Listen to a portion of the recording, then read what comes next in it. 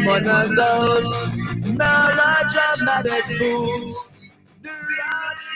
Thank you very much for everyone for joining us today on the Working Lunch Friday edition. Sorry for the delay there. I'm going to just turn this down very gradually. Our very special guest this week, you might be able to tell by the picture there, is the very lovely Audra Knight. Sorry about that. I'm going to switch on. I have also with me my very, very good friend Debbie East today. Debbie, how the devil are you? I'm great. I haven't gotten my apples in this morning, so I'm going to be a little cranky. Are you behind on your schedule for apples? What's that? You're behind on your schedule for apple consumption? Yeah, only today. I've usually had dozens by now. So are these apples you grow yourself, or do you buy them in? Oh, no, I don't grow them. I have no green thumb like that. House plants, that's the extent of what I can pull off. I can there hear she is. Audra, can you hear us? Please tell me you can hear us. I can hear you. Perfect. You're a little quiet. So is this on your phone? No, this is on my main computer, so I'll just have to speak. Oh, I have a microphone here. Go closer. Debbie, I'm gonna love you and leave you. But if we have time, I will ask you to come back. All right, deal. Good to see you, Audra. You too. Okay. Back to ourselves. Audra, it's great to see you. We had a little bit of a panic there, as per usual, on Crowdcast, on any kind of live show. At the last minute, there's always something going to go wrong. But it kind of ties in. So you might have heard that I was playing a little bit of Green Day there. It kind of ties in with bands on stages that the second that you need all the band to be ready to go on stage, I'm speaking as a former manager here, the drummer's missing or the bass player's missing, and you go and look for them, and when you come back, the singer's missing. So you'll know a little bit about technical mishaps and getting things done on time and hitting the stage when you're supposed to. Yeah, our singer's usually in the loo right before we have to go on. That's don't even start me on the brass section. They do not know how to stand still. Let's start again. Audra, how the devil are you? I'm good. Thanks for having me, Stephen. We haven't seen each other since the last Talent Brand Summit London, right? No, absolutely. And that was a great event. We went up on the, I forget the name of the thing, the big, what was it called again? I just remember it was a tube slide that was the biggest one in the world. It was like next to the Olympic Stadium. And that was quite a night. That was fantastic. We were fed till we could eat no more, and we all had to be wrapped up and slid down in these tubes. It was pretty cool. It was quite scary. I was a bit scared when you got going. It was fine, but the look of it. I came down slightly before you, and so I was waiting for you to come out. And I think at the end you had to kind of bump to get out at the end of the tube because it wasn't quite as slidey as it should have been. So before we get on to that, can I just say afternoon to everyone who's joined us for the Friday edition of The Working Lunch. The Working Lunch is the show that is on Monday to Friday at 1 o'clock every day. Different hosts, different guests, different levels of seriousness, if I'm honest, because on a Friday we're not taking things as seriously as we might otherwise do. Life is too serious right now, so having a bit of fun is a good thing. Let's just say hello to, we've got Louise, we've got Pippa, Ian, Debbie, who was just on screen, Jim, Vanessa, Jim again, and Claire is with us, Claire Bush, in the house. Can I ask everyone, what have you had for lunch today? To start the conversation off, I've had dust. I've not actually had lunch for a couple of months now, and you might see it in my face, I've lost a little bit. Skipping it all together? Well, yeah, no lunch whatsoever. But what it is in the first few weeks of lockdown, I piled on the beef and got a bit too chunky. So a correction is called for. So I'm not quite where I want to be because I know that there's going to be the dead cat bounce. I'll get to a certain point, I'll start eating again, and then I'll just bounce back another 5 pounds on. So, but you're looking well, Audra. You won't have had lunch, of course, because it's morning time. Have you had breakfast? What have you had? It was a little bit of a rush this morning trying to get the kids sorted, and my husband had to go to work, so I had to scarf a banana. That's not usually I'm quite a big breakfast eater. I'll have something huge just after this, but I can't imagine skipping lunch ever. I have to eat it regularly, or I get super grabby. If you have a big bowl of porridge in the morning, we'll set you off for the day. That'll keep you going just fine. All the way till dinner? Yeah, pretty much. You're You can have the odd biscuit, of course. The odd biscuit. That's the problem with the biscuits, not the... So I should explain to the audience, Audra, you are an honorary Brit on account of being married into the family. So when we talk about biscuits and chocolates and all of those things, you've fully sampled the whole selection of what there is in British confectionery. So if I was to mention Kit Kats and Twixes, you wouldn't be lost. You wouldn't be, what are those? My favorite are peanut butter chunky Kit Kats. Those do not exist over here. I think you like them too, right? The peanut butter chunky Kit Kat is, to put not too fine a point on it, it's orgasmic, frankly. If you had them all the time, you would get sick of them. But once in a while, it will blow your socks off. So chunky peanut butter Kit Kats are to die for. We have Graham has joined us. Katrina Collier has joined us. You know Katrina, of course. Ian's on salad. Claire is talking about starting the dust diet. I think dust will catch on. I'm having dust. Honeycomb chocolate covered thing. What is that? That would be a crunchy. A crunchy is gorgeous. Thank you very much, Jim. Jim jumps in with a crunchy. Have you ever tasted a crunchy? How are you with the crunchies? I don't know what a crunchy is. I thought I knew it all. You know the crunchy. So yesterday I've eaten a lot of the biscuits in my office whilst avoiding lunch. I have been eating biscuits. So yesterday I had to go and replenish the fridge with chocolate bars and fridges to just to show that I'm chipping in. And I have crunchies in there, but I'm not going to leave my desk because we've got serious business to attend to here. So Audra, how has your week been this week? How has the week been for you? It's been mega busy. Good, but just crazy busy between work, the kids, and I had a virtual conference for 2.5 days. It's just been madness. Tell us a bit about the conference, because you were MC at Talent Brand Summit. I was a co-MC, just helping out a bit. Talent Brand Summit is the name of the event, and obviously you know, Stephen, because we got to go to the London event. And it was the first time it was virtual, and I think we really made the best of it. It's always going to be better in person, no question. But the learning and the takeaways, and we broke out into all these rooms and still did workshops within Zoom. So that was great. I feel like we still got to know new people and network and make connections. But it was surprisingly tiring. I thought being home for a conference and kind of sitting down all day, it wouldn't be. But I think mentally, all the talking with people, it was exhausting but fun. I absolutely find that when you're at an event physically, then you can wander around. You'll have a variety of types of conversations, and you'll break that up obviously with watching speakers. But when it's on screen and you're sitting in your seat looking at the screen, you kind of have to concentrate more, and it saps your energy. So it's quite weird. And as MC, and I've been MCing a couple of things this year for Louise's event and for TA Tech a couple of times. It does sap your energy. You really have to pay attention, because there's a worry that you're going to drop the ball somewhere. Certainly there was for me. And so I'm overthinking what am I about to balls up and make sure that I don't make a mess of things. But so the speakers that you had yesterday, who were the standouts? What were the crackers?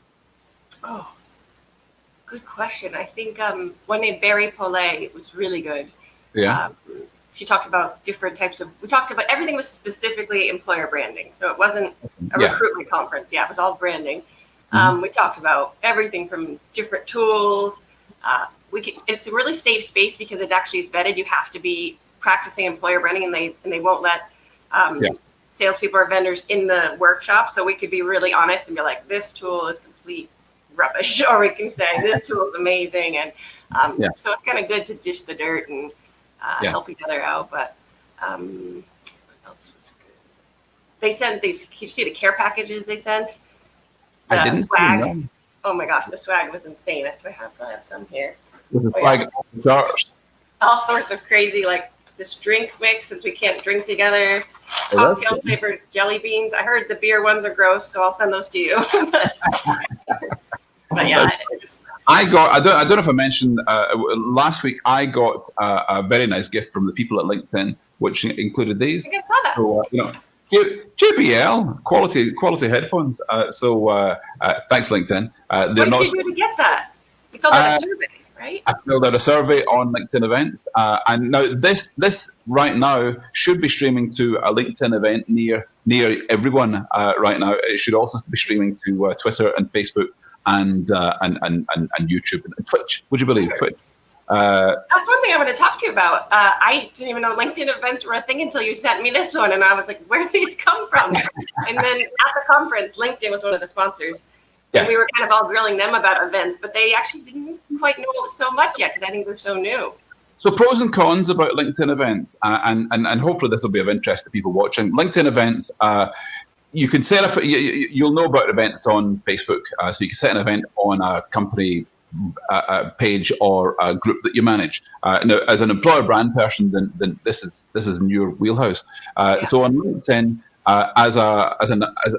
as an organization, you can have an event, or you can have an event that you set up yourself, so long as you've got permission to do so. Not everyone does have the same as LinkedIn Live, but if you do have, then you can set up an event, and in the event, you can take the URL of this show here, or the stream key, put it into the event so it streams directly into that event. Now, the difference between streaming to the LinkedIn event and to your own channel is that on the LinkedIn event, you can invite specific people to come and watch it, but you can't invite them en masse. So you can't click select all and it goes out to 1,000 or 10,000 people. You have to one at a time. And I was speaking with Katrina Collier yesterday, and she was saying that's the big drawback, because it's really quite time consuming. So you can invite people to that, but you could have discussions going on within the event of people talking about the event coming up, the event as it happens live, and of course the event afterwards. So it's good that way. But I think ways in which you can invite people along, it needs to be improved on. Whereas if you stream just to your own personal channel, people should be notified who are following you. It won't go on to everyone's, but it'll go on to a sample of your connections that you've gone live.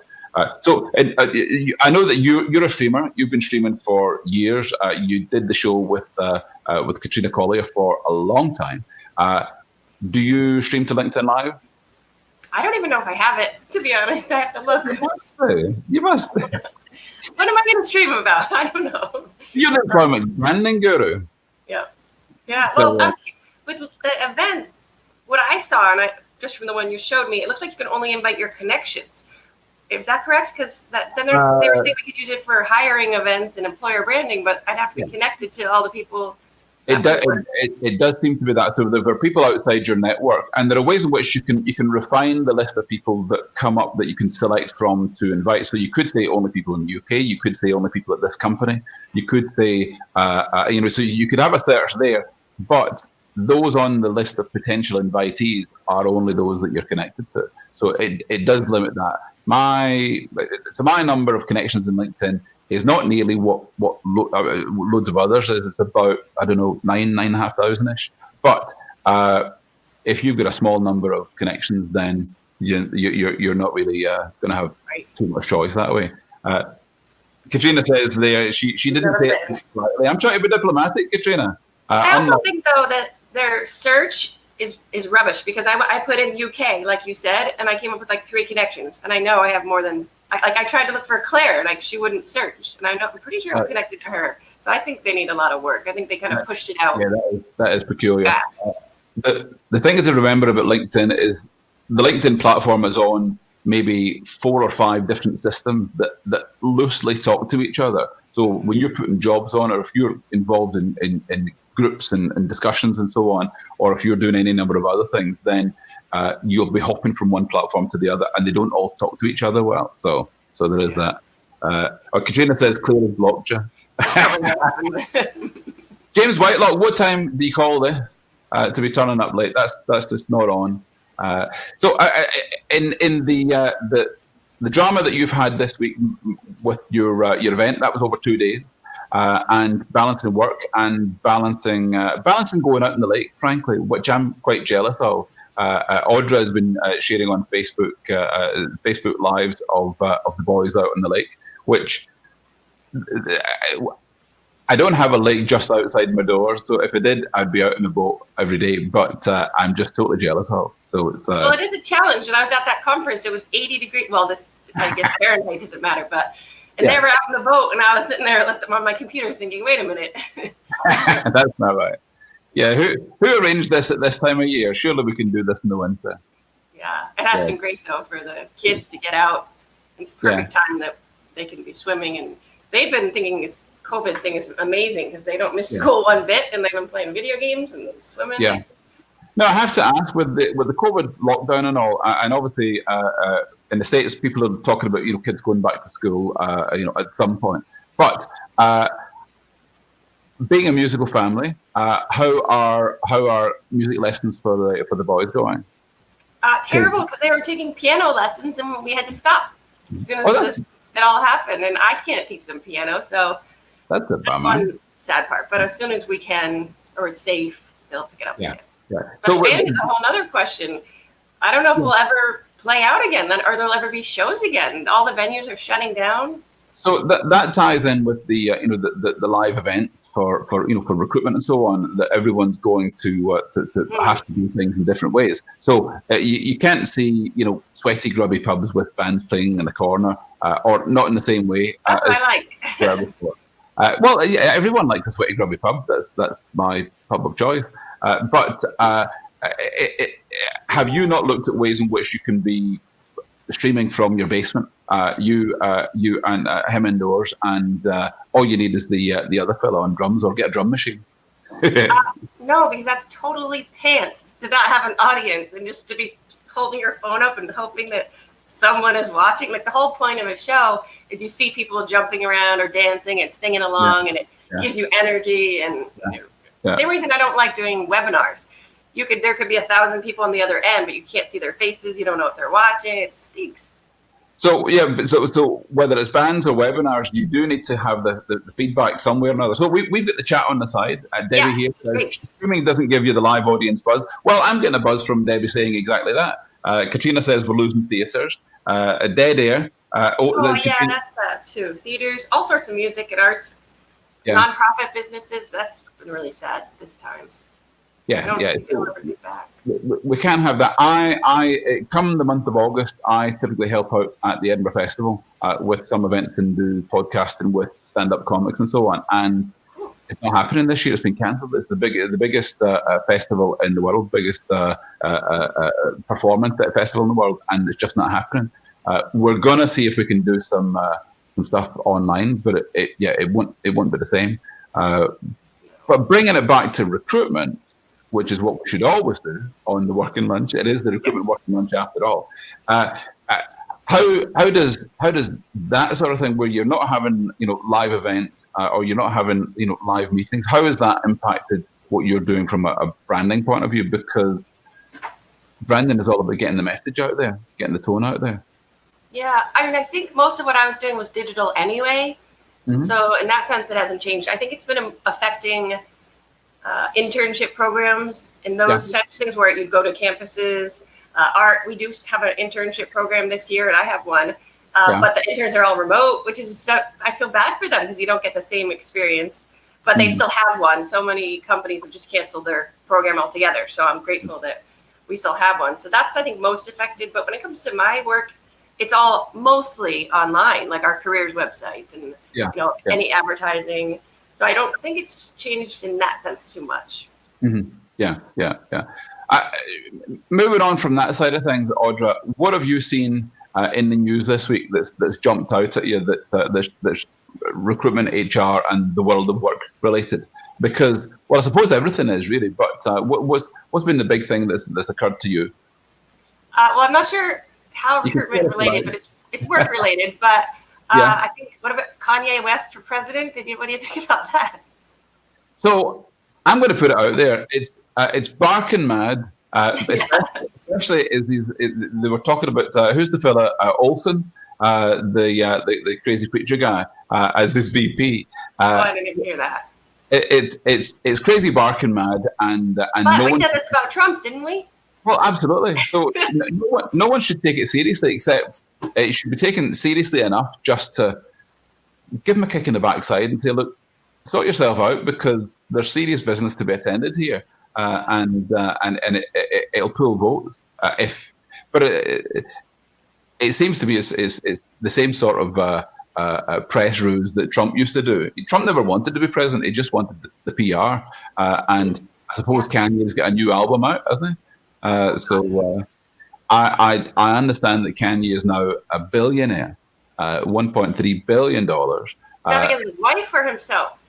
No, that's purely himself. So his wife's obviously a billionaire now. She's got some sort of endorsements and so on. His sister-in-law is it Chloe? She's a billionaire on account of her makeup thing, but he's now on account of Adidas and trainers. The Yeezy. Now, I've never seen a Yeezy pair of trainers in my life, but when you put, aren't they like 300 quid or even more, maybe? They must be for to tot up to that kind of money. But for a musician to be making most of his money outside of music is bananas. I mean, what's the biggest payday you ever had as a bass player playing a gig, Audra? Has it been around the beer or? Usually, often it's $26, but we did get one that was $1,200. But that was we were excited about that one, and it was a great venue. So it really varies, but it's never gonna bring home the bacon. We're gonna keep our jobs. If you guys were in the UK, I would absolutely totally have you playing at the Norris. You would go down a storm. You would totally kill it. I hope you heard that I had you were a wee bit late coming on there, but I had a bit of basket case playing. I missed it. I'll just turn it off now. That was always a hit, of course, for the people. Yeah. Audra, you typed in. I was going to say someone had said I thought he was a Trump fan. You've typed yourself in the side. You're supposed to be chatting, not typing. I can multitask. I'm a mom. Let me just. I do want to review the week that we've had on the working lunch. Let me know what's been going on, because I've been in my own world in this conference. Yeah, so I'll just go back. We are on the. Anyone get bought out? Monday this week. Oh, so Monday this week. Louise, no one's been bought out this week. Louise had a stellar show. Now, obviously, it's a topic it's been in front of all the news headlines for the past few weeks. Obviously, Black Lives Matter, and it's a very serious subject. Yeah. Louise had a spectacular guest on Monday, Abby Adamson. There was a bit of a technical snafu on that, so I was on it for like 3 minutes, but I'll claim a bit of credit for being on it. But it was a stellar show where we were talking about race in the workplace, and obviously in the States where you are, it's as big or more of a story than it might be anywhere else. Follow on from that, we had Erica Clifford on Tuesday talking about candidate sourcing, tools and hacks. And that was a great show. It was really cool. Lots of top tips. I know you like. Talk about tools. There's way too many tools out right now. Tools. It's confusing. Well, there's so many out there, and they say that necessity is the mother of invention, and obviously right now a lot of people are rethinking and inventing cool tools for sourcing and engaging with candidates. On Wednesday, we had Paul Jacobs and Howard Greenwood with Claire talking about being your best self after COVID-19, of course. Well, speaking of news, this isn't this week, but what about Claire joining PH Creative? That's pretty exciting. I think that is very worthy of mentioning. So PH, if people don't know PH Creative are behind from a branding point of view some of the biggest UK and international brands that there are from an employment branding point of view. And joining the team, if anyone knows Google Dave, then Google Dave is probably the most visible person in PH Creative. But they've got a phenomenal team there. Sorry? And Brian Adams. Both of them are well known in the space and great guys. Another good guitarist, solid. My tablet. I didn't know he could play guitar. Brian Adams, you must have seen him. Summer of '69. Yep. We should cover that. yeah. Did you? Is it? It was a hit. People loved it. Well, we kind of punked it out, made it more fun. Excellent. And I last one I mentioned was Graham Palfrey Smith. Yesterday had Jonathan Clark and Charles Daw talking about where's hot and where's not in the world of recruitment for agencies out there. It's a crazy world right now, and some markets are really pretty buoyant, and others are just not what they were. So it's keeping an eye on where you can make business as a recruiter. I did a show on Tuesday, which was for startup agencies, and talking with two women who'd started their own agencies in the past year and couple of years, and the challenges there. They totally agreed. Now is a great time if you're a recruitment consultant to look seriously at starting up and going out to make your own mark out there. Really? Now, yeah. It's interesting in employer branding. Companies either go one way or the other. A lot of companies say, "Oh, this is more important now than ever. We need to focus on our employer brand. How we're treating our employees matters." And then other companies are saying, "Well, we're not really hiring now," so they just dump the employer brand first, that person first, and just get rid of them. It's not. There's no in between. So I need to ask Audra. Obviously, this is your area of specialty. The last recession 10 years ago saw companies pull a lot of agency recruiters to come and be TA in-house. But right now, and certainly for a long time, when it came to employer branding or the assets that were built to get the message out there, a lot of employers had external agencies. Now, I know that you're internal. Is it totally normal now? Is it becoming much more normalized for companies to have in-house employer branding specialists? It's becoming much, much more common. Well, it was going up, but now we're seeing a little confusion and some are getting laid off. So it may change. But what we're seeing now is that agencies, some of the really bigger companies still have an agency of record, but most companies will just use them for certain projects. Yeah. Like right now, we need to do some work. I need some content for our Germany team. So I'm hiring an agency in Germany just for that specific project. But most of the work I just do myself, and a lot of it, I think it's definitely cheaper to have someone internally, and they know the culture. They're there to take pictures of events. So I'm seeing more and more of that. But agencies still have their place for sure, like I said, and also projects that are like really research based. Like if you're creating personas or an EVP, they say there's some benefit to having someone externally do the interview with your employees versus internally where they might not be as honest. I don't think that's true all the time, but it's something to be said for different projects. So we're seeing that agency of records are not very common and not as much. I would imagine using an external agency means that it's less easy to be authentic and genuine because they're external to the company. Also, they have a ton of so many clients that sometimes you need, like in the past, I've needed like a link changed on our website, a single link, and they said it'd take 2 weeks. So instead, we're just building our own site. It's just. So being self-sufficient is the way to go. Graham on the side asked Audra, what are the main points to remember about employer branding? So when people come to employer branding maybe thinking about it for the first time as an entity in itself, what are the headline points that people need to know about from an employer branding point of view? That's a big question. Thank you, Graham. But I will say that it really varies per company. So I would say if I was a consultant, which I'm not, and I have no interest, but I would have to go into the company and say, what do you have to decide what you need to build? If you were at the very beginning of the process, then you probably need to start from scratch with research with your employees and look at your culture before you even put stuff out there. If you already have an employee value proposition, thank you for James. If you already have that and you already had someone doing the work, then maybe you can just update things. It just really depends on where you are in your journey. So many companies are in different places. So at the very beginning, when someone says, well, I want to have an EVP or I want to have an employer brand, my understanding is that your employer brand is essentially, or it used to be called, your reputation. And being aware of what your reputation is the first step to then understanding, well, how can we either tweak it to an extent or get that message out there to tell people who we are and attract them to come and work with us.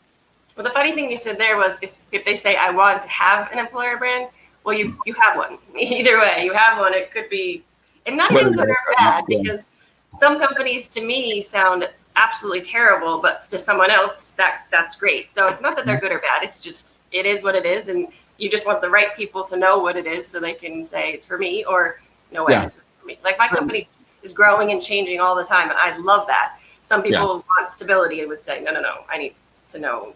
Yeah. So ultimately, when you hire people, you want them to be coming for the right reasons and with their eyes open and knowing what they're getting into.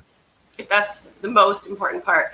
We are, my company's super, super into our values because there's patients involved. So we actually started values-based interviewing. So we interview, we look at skills, of course, but then we also make sure that they have these values, or at least some of them. Otherwise, they're going to come here and they're just not going to fit within our culture. Mm-hmm. Are there ways in which a company with a poor reputation can change that around? Can turn the oil tanker that is their employer brand and become, they might aim off into the distance. Well, that's where we want to be. This is where we are. How do we get there? Can you do that just through branding, or is there more involved? You definitely can, but you have to look at internal first, because I've seen a lot of companies that try and polish things up, and then they put it out there in their careers website that we're amazing, we do this, and then you just get trashed on review sites and you're done. Yeah. But I think a company can, over time, work with their culture, get people happier, and maybe keep hiring the right people, and then it's just a matter of changing the story. And I have seen companies change the story and get the word out there, and then I would say have your employees help with the story. Because who wants to hear from brands and marketing? Everyone's kind of sick of that. So let's have the employees saying that they actually like, or this is what they like about the company. But so that internal messaging, I think, is crucial, especially right now when your branding is totally affected by how, as an employer, you respond to the current crisis. Your brand is being affected by every decision you make there. So it's important to to listen to your staff, but also to respond in a way that includes as many of them as possible. I think also when you're looking for an employer brand job too, to make sure it's a culture that you want to promote. Because I've talked to a few people where they're like, their culture's terrible. Like you just can't do your job. It's just tough.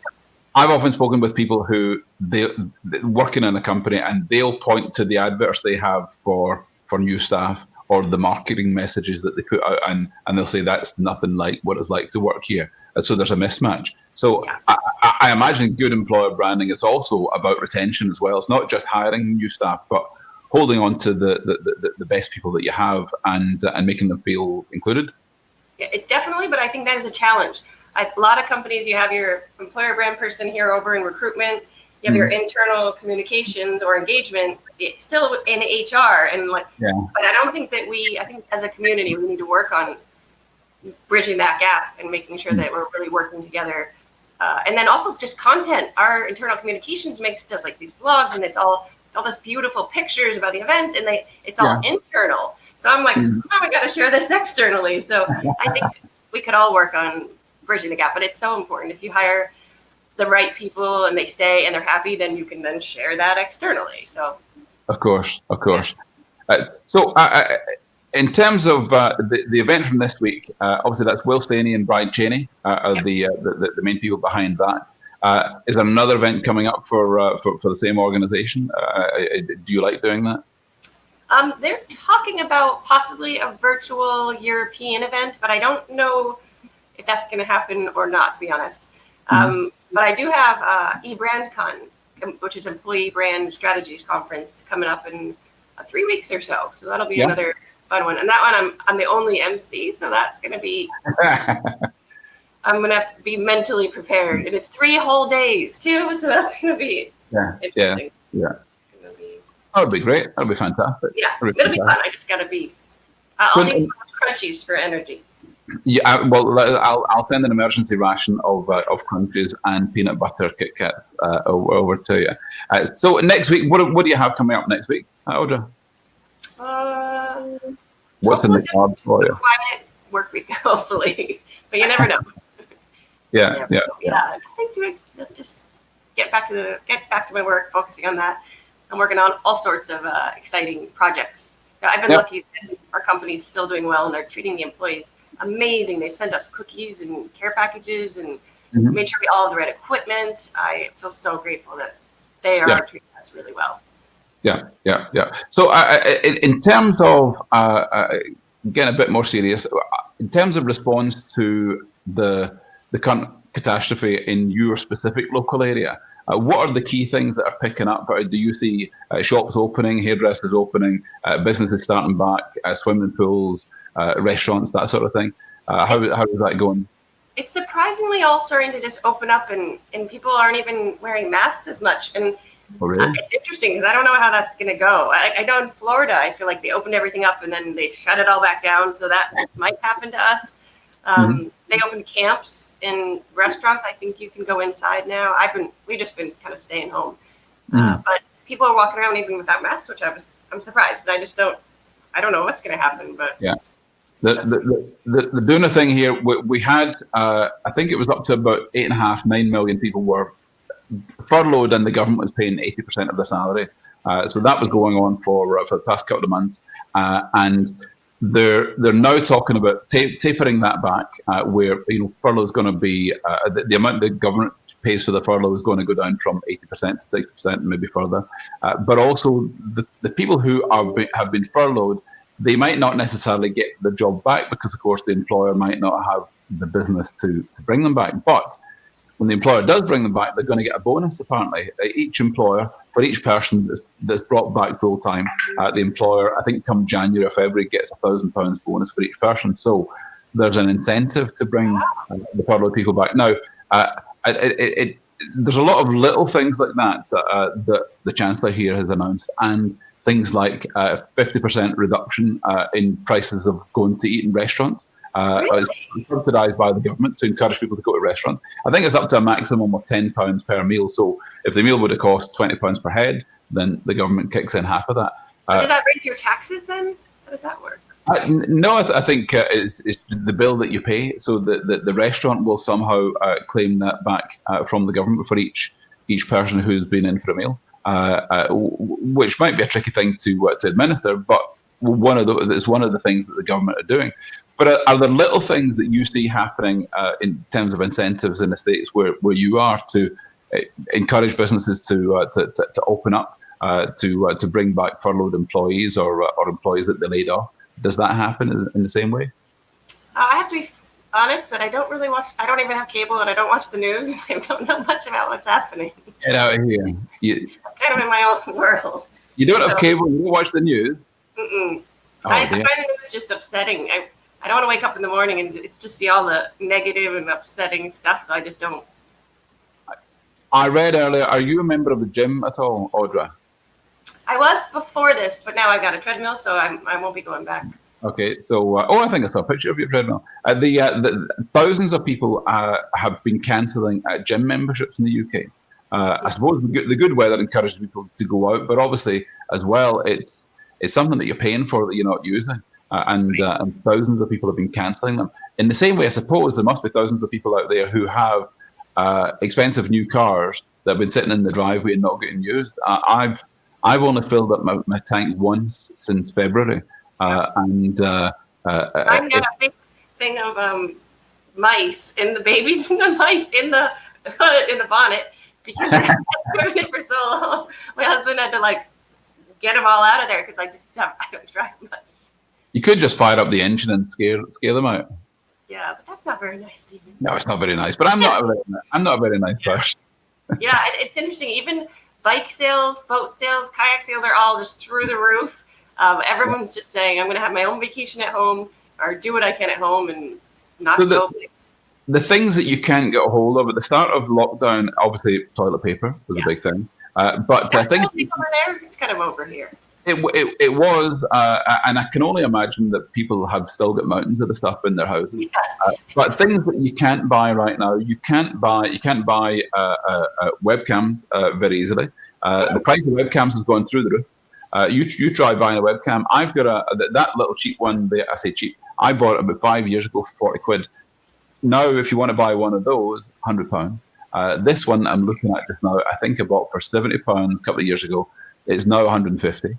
And that's if you can get it in stock at all. So some things are just not to be gotten. But you were saying they're doing really well from this, like webcam companies and any kind of food delivery companies. They're doing Well, if only they can keep up with demand. If the factories were working in China or Taiwan or wherever they're made, then the supplies have to be there, but everything has slowed down. You try going and buying a bike. Bike shops have sold out. Unless you're buying a crazy three-wheeler chopper that's still sitting in the shop, all the regular bikes have gone, and the bike shops are pretty busy with servicing and so on. So there are some things that you just can't get your mitts on, and other things you can't get rid of. So I would imagine if people were looking to sell a house right now, then if they were desperate, and a lot of people are desperate out there, they'll take a bit less than they would have done if someone offers them a crazy low price. So there's ups and downs, and there'll be people out there who'll be making good money out of it one way or another. We really lucked out with the lake house.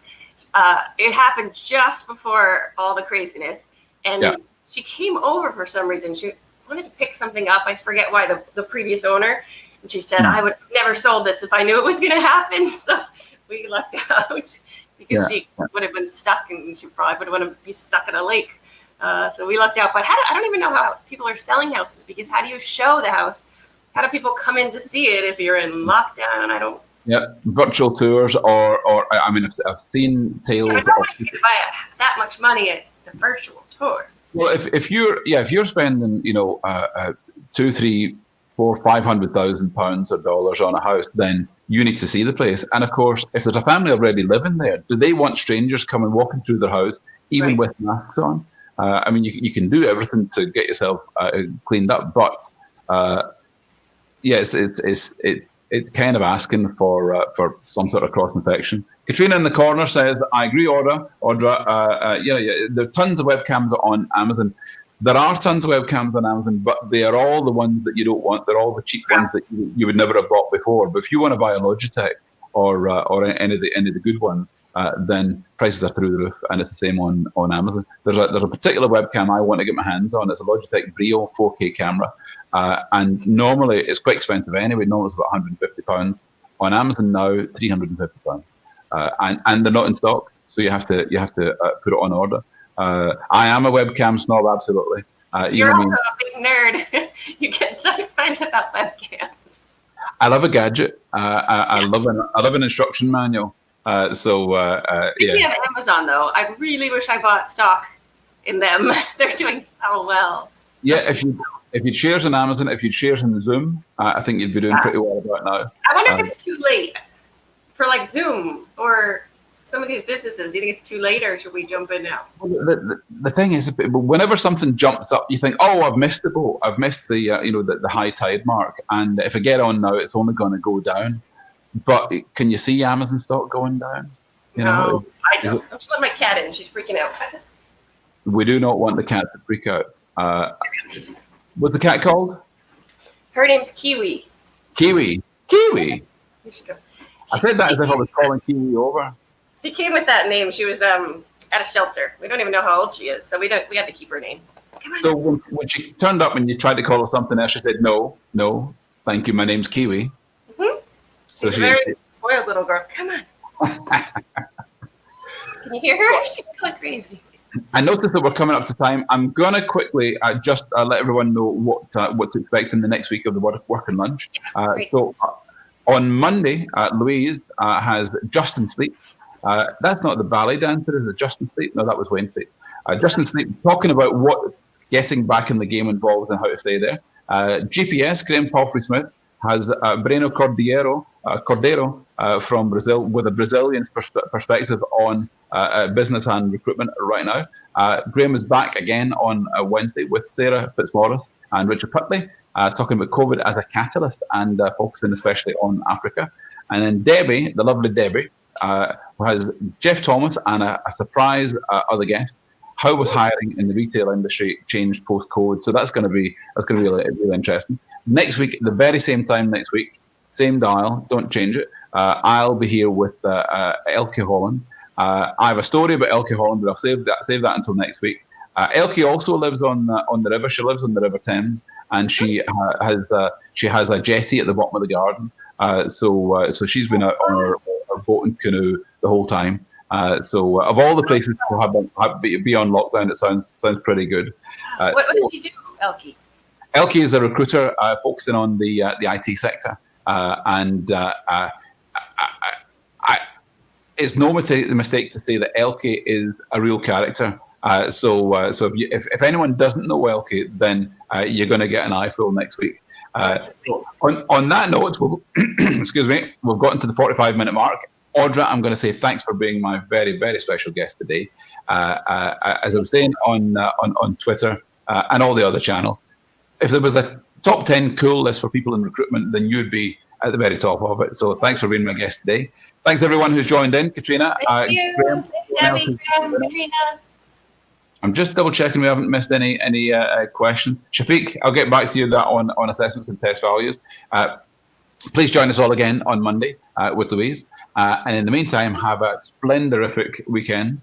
Yes. I hope the weather is good where you are, and I hope you're all in fine fettle when we come back on Monday. So thanks again, Audra. Thank Bye-bye. you, Stephen. That was so fun.